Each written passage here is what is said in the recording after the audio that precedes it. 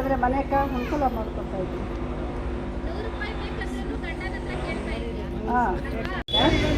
ಮಕ್ಕಳನ್ನ ಬಿಡಕ್ಕೆ ಬರ್ತಾರೆ. ಬಿಡಕ್ಕೆ ಬಂದಾಗ ಈ ದುಡ್ಡು ಹಾಕಿದಾಗ ಎಷ್ಟು ಖುಷಿಯಿಂದ ಹೇಳ್ಕೊಂತಾರೆ ಅಂದರೆ, ನಿಮ್ಗೆ 2,000 ಬಂತಾ ಪದ್ಮ, ನನಗಿನ್ನೂ ಬಂದೇ ಇಲ್ಲ. ಅವರಲ್ಲಿ ಎಷ್ಟು ಚೆನ್ನಾಗಿ ಆ ಒಂದು ಆರ್ಥಿಕತೆಯನ್ನು ಎತ್ತಿ ತೋರಿಸ್ತಾರೆ. ನಿಜವಾಗ್ಲೂ ಹೇಳ್ಬೇಕಂತಂದ್ರೆ ನನಗೆ ಎಷ್ಟು ಖುಷಿ ಆಗ್ತದೆ ಅದು ಮಾತಾಡ್ತಿರಲ್ಲ. ನೀವು ಎಷ್ಟು ಪುಣ್ಯವಂತರಮ್ಮ, ನಾವೆಲ್ಲ ದುಡಿತಾ ಇದ್ವಿ, 200 ರೂಪಾಯಿಂದ ದುಡಿತಾ ಇದ್ವಿ, ನಮಗೆ ಬರೋದಿಲ್ಲ, ಅಷ್ಟು ಕಷ್ಟಪಟ್ಟಿದ್ವಿ. ಹೋಗ್ಲಿ ನಿಮ್ಗೆ ಇದಕ್ಕಾದ್ರೂ. ಆಮೇಲೆ ಅದನ್ನು ಎಷ್ಟು ಚೆನ್ನಾಗಿ ಇದು ಏನು ಶುಗರು BP-ಗಳಿಗೆ ಆ ಮಕ್ಕಳು ಎಷ್ಟೆಷ್ಟೋ ದುಡಿತಾ ಇರ್ತಾರೆ. ಅವ್ರಿಗೆ ಆ ದುಡ್ಡನ್ನು ತಗೊಂಡು ಮಾಡ್ತಾರಲ್ಲ, ಆ ಒಂದು ಅಭಿವೃದ್ಧಿನ ಮತ್ತು ಅವ್ರ ಒಂದು ಸಹಾಯಕತೆನ ನಿಜವಾಗ್ಲೂ ಒಪ್ಪಬೇಕಂತದ್ದು ಇಡೀ ವಿಶ್ವದಲ್ಲಿ ಕೊಟ್ಟಿದ್ದಾರೋ ಇಲ್ವೋ ಗೊತ್ತಿಲ್ಲ. ನಾನು ಪ್ರತಿದಿನ ನೋಡಿದಂಥ ವಿಷಯ ಅವ್ರು ಕೇಳ್ತಾ ಇದ್ದಂಗೆ ಸಂತೋಷ ಆಗುತ್ತೆ. ಆ ದುಡ್ಡು ಮತ್ತು ಇದು ಬಸ್ಸುಗಳಲ್ಲಿ ಹೋಗುವಾಗ ಆಧಾರ್ ಕಾರ್ಡ್ ನಾವು ಎಷ್ಟು ಖುಷಿಯಾಗಿ ಹೋಗ್ತಾರೆ ಅಂದರೆ, ನಿಜವಾಗ್ಲೂ ಹೇಳಬೇಕಂದ್ರೆ ಹೆಣ್ಮಕ್ಳು ಮುಂದೆ ಬರೋದಕ್ಕೆ ಇದೊಂದು ದೊಡ್ಡ ಒಂದು ಬುನಾದಿನ ಹೆಣ್ಮಕ್ಳಿಗೆ ಹಾಕ್ಕೊಟ್ಟಿದೆ ಅಂತ ನಿಜವಾಗ್ಲೂ ನಮ್ಮ ಒಂದು ಮನಸ್ಫೂರ್ತಿಯಿಂದ ಹೇಳ್ತಾ ಇದ್ದೀವಿ. ನನಗೆ ಈಗ 58 ವರ್ಷ, ನಾವು ಎಷ್ಟೋ ಕಷ್ಟಗಳಿಂದ ಬೆಳೆದು ಬಂದಿವಿ ಕೂಡ. ಇವತ್ತು ಇಂಥ ಅಭಿವೃದ್ಧಿ ಕಾರ್ಯಗಳನ್ನ ತಂದಿರೋದು ನಿಜವಾಗ್ಲೂ ಇಡೀ ವಿಶ್ವದಲ್ಲಿ ಇದೆಯೋ ಇಲ್ವೋ ಗೊತ್ತಿಲ್ಲ. ಆ ಬಸ್ಸುಗಳಲ್ಲಿ ಓಡಾಡೋದು ಮತ್ತು 2,000 ಅನ್ನಭಾಗ್ಯ.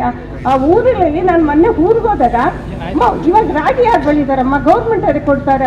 ನಮ್ಮ ಹೊಲನೇ ಇದ್ರಪ್ಪ ಹಿಂಗೆ ಹೇಳ್ತಾವ್ರೆ ಅಂದರೆ, ನೋಡಿ ನಮ್ಮ ಮನೆಗಿರೋದು ಇಬ್ಬರೇ ಮಕ್ಕಳೆಲ್ಲ ಕೆಲ್ಸಕ್ಕೆ ಹೋಗ್ತಾರೆ. ಅನ್ನಭಾಗ್ಯ, ಆಮೇಲೆ ಅಲ್ಲಿ ಅಕ್ಕಿ ಎಷ್ಟೋ ಕಷ್ಟಪಟ್ಟು ದುಡಿತಾ ಇದ್ರು. ಇವತ್ತು ನಿಜವಾಗ್ಲೂ ಹೇಳ್ಬೇಕಂದ್ರೆ ಆ ವಯಸ್ಸಾದವ್ರಿಗೆ ಇದೊಂದು ನಿಜವಾಗ್ಲೂ ಹೆಂಗೆ ಹೇಳಬೇಕೋ ಅಷ್ಟು ಮಾತುಗಳೇ ಅರ್ಥ ಬರ್ತಾ ಇಲ್ಲ. ಅಷ್ಟು ಚೆನ್ನಾಗಿ ಯೋಜನೆಗಳನ್ನ ಉಪಯೋಗ ಆಗ್ತಾ ಇದ್ದು ಕೂಡ. ಮತ್ತು ಇನ್ನೊಂದು ಕಡೆ ಇರೋರಿಗೆ ಕೆಲವರು 2-2 ಲಕ್ಷ ಬಾಡಿಗೆಗಳೆಲ್ಲ ತಗೋತಾ ಇರ್ತಾರೆ. ಅಂಥದ್ದನ್ನೆಲ್ಲ ಸರ್ವೆ ಮಾಡಿ ನಿಜವಾಗ್ಲೂ ಇರೋವಂಥ ಒಂದು ಅದ್ಭುತವಾಗಿರೋಂಥ ಫಲಾನುಭವಿಗಳನ್ನ ಸೇರಬೇಕು ಅಂತ ನಾನು ಅನಿಸಿಕೆ ಹೇಳ್ತೇನೆ. ಗ್ಯಾರಂಟಿಗಳ ಒಂದು ಪಂಚಾಯತಿ ವಾರು ಫಲಾನುಭವಿಗಳ ಸಭೆಗಳನ್ನು ಮತ್ತು ಅವ್ರ ಕುಂದುಕೊರತೆಗಳ ಸಭೆಗಳನ್ನು ಮಾಡ್ತಾ ಇರತಕ್ಕಂಥದ್ದು. ಇಡೀ ರಾಜ್ಯದಲ್ಲಿಯೇ, ಇಡೀ ಜಿಲ್ಲೆಯಲ್ಲೇ ಹೊಸಕೋಟೆ ಪ್ರಪ್ರಥಮವಾಗಿ ಈ ಕಾರ್ಯಕ್ರಮವನ್ನು ಪ್ರಾರಂಭ ಮಾಡಿರ್ತಕ್ಕಂಥದ್ದು. ಈಗಾಗಲೇ ಕೂಡ ನಾವು ಜಿಲ್ಲಾ ಸಮಿತಿಗಳಲ್ಲಿ ಎಲ್ಲ ತಾಲೂಕು ಅಧ್ಯಕ್ಷರು ಕೂಡ ಈ ಸೂಚನೆಯನ್ನು ನಾವು ಕೊಟ್ಟಿದ್ವಿ. ಪಂಚಾಯತಿ ವಾರ ಸಭೆಗಳು ಮಾಡಬೇಕು. ಸರ್ಕಾರ ಈಗ ಸಾವಿರಾರು ಕೋಟಿ ಇದಕ್ಕೆ ವ್ಯಯ ಮಾಡ್ತಾ ಇದೆ. ಆ ಫಲಾನುಭವಿಗಳು ನಾವು ಸರ್ಕಾರ ಕೊಡೋಂಥದನ್ನು ಕೂಡ ಅವ್ರಿಗೆ ಮನವರಿಕೆ ಮಾಡ ಸುಮಾರು 24,000 ಕ್ವಿಂಟಾಲನ್ನು ಪ್ರತಿ ತಿಂಗಳು ನಾವು ಅನ್ನಭಾಗ್ಯ ಯೋಜನೆ ಅಡಿಯಲ್ಲಿ ಅಕ್ಕಿಯನ್ನು ಕೂಡ ಕೊಡ್ತಾ ಇದ್ದೀವಿ. ಈಗ ಅದೇ ಇದರಲ್ಲೂ ಕೂಡ ಶಕ್ತಿ ಯೋಜನೆಯಲ್ಲಿ ಕೂಡ 860 ಕೋಟಿ ಜನ ನಮ್ಮ ಜಿಲ್ಲೆಯಲ್ಲಿ ಕೂಡ ಪ್ರಯಾಣ ಮಾಡಿರ್ತಕ್ಕಂಥದ್ದು.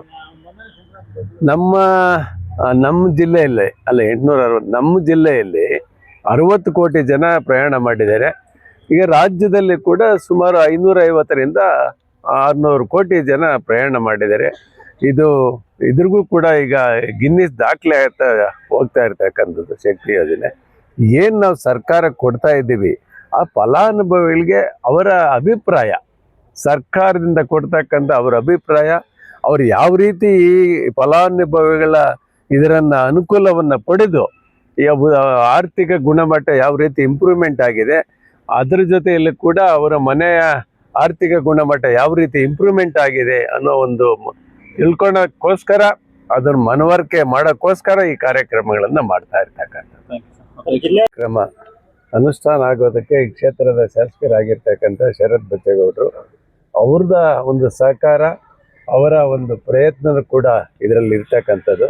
ಅದೇ ರೀತಿ ದೇವನಹಳ್ಳಿಯ ಕ್ಷೇತ್ರದ ಶಾಸಕರು ಮತ್ತು ಸರ್ಕಾರ ಸಚಿವರಾಗಿರ್ತಕ್ಕಂಥ ಸನ್ಮಾನ್ಯ ಶ್ರೀ KH ಮುನಿಯಪ್ಪನವರು ಕೂಡ ಹಸಿವು ಮುಕ್ತ ಕರ್ನಾಟಕ ಮಾಡಲೇಬೇಕನ್ನೋ ದೃಷ್ಟಿ ಇಟ್ಕೊಂಡು ಅನ್ನಭಾಗ್ಯ ಯೋಜನೆ ಈ ನಮ್ಮ ಮುಖ್ಯಮಂತ್ರಿಗಳಾಗಿರ್ತಕ್ಕಂಥ ಸಿದ್ದರಾಮಣ್ಣವರು, ಉಪಮುಖ್ಯಮಂತ್ರಿಗಳಾಗಿರ್ತಕ್ಕಂಥ DK ಶಿವಕುಮಾರ್ ಅವ್ರ ಜೊತೆ ಸೇರಿ ಅನ್ನಭಾಗ್ಯ ಯೋಜನೆಯನ್ನು ಜಾರಿಗೆ ತಂದಿರ್ತಕ್ಕಂಥದ್ದು.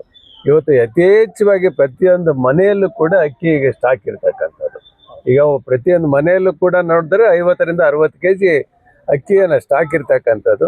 ಹಸಿವು ಮುಕ್ತ ಕರ್ನಾಟಕ ಮಾಡಿದರೆ ಖಂಡಿತವಾಗಿ ಈ ಸಂದರ್ಭದಲ್ಲಿ ಸರ್ಕಾರಕ್ಕೆ, ಸಿದ್ದರಾಮಣ್ಣವ್ರಿಗೆ ಮತ್ತು DK ಶಿವಕುಮಾರ್ ಅವರಿಗೆ, ನಮ್ಮ ಮಂತ್ರಿಗಳಿಗೆ, ರಾಜ್ಯದ ನಮ್ಮ ಎಲ್ಲ ಕ್ಷೇತ್ರದ ಎಲ್ಲ ಶಾಸಕರು ಕೂಡ ಧನ್ಯವಾದಗಳನ್ನು ಹೇಳೋದಕ್ಕೆ ನಾನು ಇಷ್ಟಪಡ್ತೀನಿ.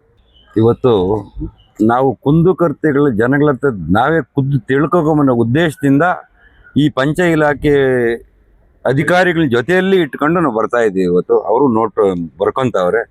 ಏನೇ ಸಮಸ್ಯೆಗಳಿದ್ರು ಬಗೆಹರಿಸಿ ನಮ್ಮ ಬಡ್ಜೆಟ್ನಲ್ಲಿ ಇದಕ್ಕೆ ಏನು ಮೀಸಲಿಟ್ಟವ್ರೆ ದುಡ್ಡು ಪ್ರತಿ ಫಲಾನುಭವಿ ಅರ್ಹ ಫಲಾನುಭವಿ ತಲುಪಕ್ಕೆ ಅನ್ನೋ ಉದ್ದೇಶದಿಂದ ನಾವು ಪರಿಧಿ ಪಂಚಾಯತಿಗೂ ಇವತ್ತು ಒಂದು ಪ್ರವಾಸ ಕೈಗೊಂಡು ಈ ಬಗೆಹರಿಸ್ಲಿಕ್ಕೆ ಹೊರಟಿರ್ತಕ್ಕಂಥದ್ದು. ಇವತ್ತು ನೀವು ನೋಡಿರ್ಬೋದು, ಅಲ್ಲಿ ಕೆಲವರು ಪಾಪ ನಮ್ಮ ಹಳ್ಳಿಗಳಿಂದ ಹೊಸಕೋಟೆಗೆ ಬರೋಕ್ಕಾಗಲ್ಲ, ಆಫೀಸ್ಗೆ ಗೊತ್ತಿರಲ್ಲ, ಇದ್ರ ಬಗ್ಗೆ ವಿಷಯನೇ ಕೆಲವ್ರಿಗೆ ಗೊತ್ತಿರಲ್ಲ, ಏನು ಯಾಕೆ ಬರ್ತಾ ಇಲ್ಲ, ಏನು ಆಗ್ತಾ ಇಲ್ಲ ಅನ್ನೋದು. ಅದರಿಂದ ಅದನ್ನು ಸವಿಸ್ತರವಾಗಿ ಸಂಬಂಧಪಟ್ಟ ಇಲಾಖೆಯವರ ಅಧಿಕಾರಿಗಳಿಂದ ಹೇಳಿ ಇದಕ್ಕೆ ಸಮಸ್ಯೆನ ಹೇಗೆ ಬಗೆಹರಿಸ್ಬೋದು ಅನ್ನೋದು ಒಂದು ತಿಳ್ಕೊಂಡು ಅದನ್ನು ಇವತ್ತು ನಾವು ಕಾರ್ಯಕ್ರಮ ಮಾಡ್ತಾ ಇರ್ತಕ್ಕಂಥದ್ದು. ಇಲ್ಲಿಗೆ ಇವತ್ತು ಯಾವ ಆಫೀಸು ಎಲ್ಲಿದೆ ಅಂತ ಕೆಲವ್ರಿಗೆ ಗೊತ್ತಿಲ್ಲ. ಆ ಆಫೀಸುಗಳ ಹತ್ರ ಹೋಗಿ ಅವ್ರು ಮಾಡ್ಬೋದು, ಅಥವಾ ನಾವು ಇಲ್ಲೇ ಆದಷ್ಟು ಇಲ್ಲಿ ಬಗೆಹರಿಸಕ್ಕಂಥ ಏನೋ ಸಮಸ್ಯೆಗಳು ಇಲ್ಲೇ ಬಗೆಹರಿಸ್ತಾ ಇದ್ದೀವಿ. ಆಗದೆ ಇದ್ದಂಥವು ಆಫೀಸ್ಗಳು ಹೋಗಕ್ಕೆ ಹೇಳಿದ್ದೀನಿ. ಹಂಗೂ ಆಫೀಸರ್ಸು ಏನಾದರೂ ಅಧಿಕಾರಿಗಳು ಮಾಡದೇ ಇದ್ದರೆ ನಮಗೆ ಗಮನಕ್ಕೆ ತರಕ್ಕೆ ಹೇಳಿದ್ದೀವಿ. ನಾವು ಅದನ್ನು ಗಮನಕ್ಕೆ ತಂದಾಗ ಅದನ್ನು ಅಧಿಕಾರಿಗಳನ್ನ ಕರೆಸಿ ಅದನ್ನ ಏನೇ ಸಮಸ್ಯೆ ಇದು ಬಗೆಹರಿಸೋಂಥ ನಿಟ್ಟಿನಲ್ಲಿ ನಾವು ಕೆಲಸ ಮಾಡಬೇಕು ಅನ್ನೋ ಉದ್ದೇಶದಿಂದ ನಮ್ಮ ಎಲ್ಲ ಪಂಚಾಯತ್ ಗ್ಯಾರಂಟಿಗಳ ಸದಸ್ಯಗಳ ಜೊತೆಯಲ್ಲಿ ಇವತ್ತು ಮಾಡಿದ್ದೀವಿ. ಹಾಗೆ ಇವತ್ತು ಏನೇನು ಸಮಸ್ಯೆಗಳನ್ನೆಲ್ಲ ನಾವು ಬರ್ಕೊತಾ ಇದ್ದೀವಿ. ನೆಕ್ಸ್ಟು ನಾವು ತಾಲೂಕು ಲೆವೆಲಲ್ಲಿ ಏನು ಮೀಟಿಂಗ್ ಮಾಡ್ತೀರಿ, ಈ ಮೀಟಿಂಗಲ್ಲಿ ಅಧಿಕಾರಿಗಳನ್ನ ಕರೆಸಿ ಇದ್ರನ್ನ ಏನು ಕ್ರಮ ಕೈಗೊಳ್ತೀವಿ ನಾವು ಅಲ್ಲಿನ ಪ್ರಶ್ನೆ ಮಾಡ್ತೀವಿ. ಮಾಡಿ ಅದನ್ನ ಏನು ಸರಿಪಡಿಸ್ಬೇಕು ನಾವು ಮಾಡಿಸೋದಂಥದ್ದು ನಮ್ಮ ಉದ್ದೇಶ ಆಗಿದೆ. ಸರ್, ಇಷ್ಟು ದಿವಸ ಯಾವ ಪಂಚಾಯತಿ ಭೇಟಿ ಕೊಟ್ಟಿದ್ರೆ, ಎಲ್ಲೆಲ್ಲಿ ಮನವಿ ಮಾಡಿದ್ರೆ, ಮತ್ತೆ ಇನ್ನು ಮುಂದೆ ಯಾವ ಪಂಚಾಯತಿಗೆ ಈಗ ಟೋಟಲ್ ತಾಲೂಕಲ್ಲಿ ಒಂದು 12 ಪಂಚಾಯತಿ ಮಾಡಿದ್ದೀವಿ. ಒಟ್ಟು 28 ಪಂಚಾಯತಿಗೆ ಹೋಗಬೇಕಾಗಿದೆ. 12 ಪಂಚಾಯತಿ ಈಗ ಮಾಡಿದ್ದೀವಿ. ಎಲ್ಲ ಕಡೆ ಮನವಿಗಳು ತಗೊಂಡಿದ್ದೀವಿ. ಆದಷ್ಟು ಅಧಿಕಾರಿಗಳ ಮುಖಾಂತರ ಬಗೆಹರಿಸಕ್ಕೆ ನೋಡ್ತೀವಿ. ಆಗದಿದ್ದಾಗ ನಾವು ಅದನ್ನು ಅಧಿಕಾರಿಗಳಿಗೆ ಹೇಳಿ ಮಾಡಿಸೋಂಥ ಕೆಲಸ ನಾವು ಮಾಡ್ತೀವಿ ಮುಂದೆ.